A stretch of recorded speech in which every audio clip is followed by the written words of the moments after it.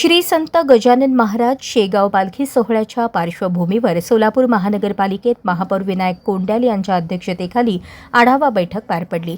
पालखीसोबत येणाऱ्या हजारो वारकरी आणि भाविकांना कोणतीही गैरसोय होऊ नये यासाठी स्वच्छता, रस्ते दुरुस्ती, प्रकाश व्यवस्था, पाणी पुरवठा, आरोग्य सुविधा आणि वाहतूक नियोजनाबाबत अधिकाऱ्यांना आवश्यक सूचना देण्यात आल्या।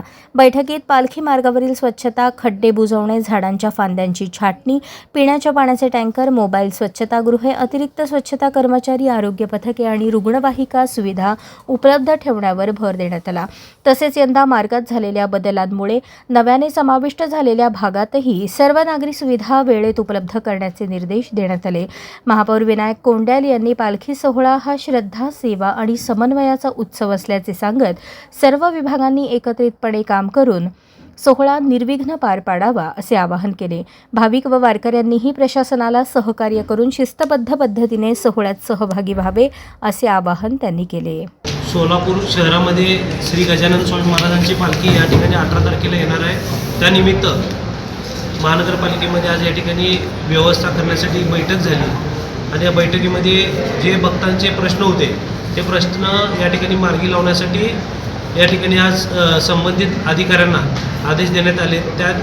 त्या ठिकाणी स्वच्छतेचे विषय असतील व गजानन स्वामी महाराजांचे जे भक्त आहेत त्या भक्तांना लाईट असेल, फिरते शौचालय असेल, त्यांना या ठिकाणी जागेवर आपण व्यवस्था करणार आहोत। 18 तारखेला रूपाभवानी मंदिर चौकामध्ये जेव्हा पालखी येणार आहे तिथून हे असेल जो मार्ग आहे त्या मार्गाने जी आपली पालखी येणार आहे त्या पालखीनं त्या ठिकाणी व्यवस्था महानगरपालिकेच्या वतीने करण्यात आलेली आहे।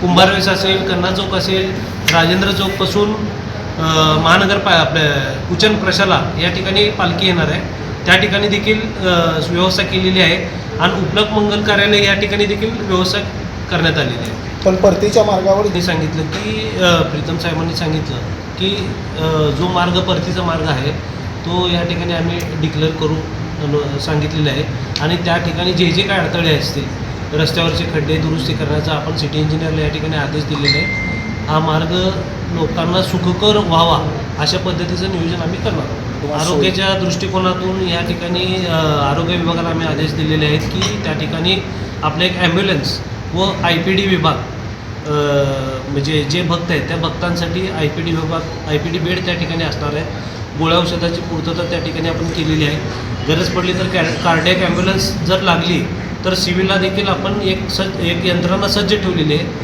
जेणेकरून कुणाला काही त्रास झाला तर कार्डियक ॲम्ब्युलन्स पण या ठिकाणी सज्ज ठेवलेले आहे। तात्पुरतं तर साधी ॲम्ब्युलन्स आपण ह्या मार्गामध्ये आपण ठेवणार आहोत। सोलापूरकरांना काय आवाहन करा? सोलापूरकरांना या ठिकाणी एवढंच आवाहन करायचं आहे की 18 तारखेला गजानन महाराजांची पालखी या ठिकाणी येणार आहे। महानगरपालिका या ठिकाणी सज्ज आहे।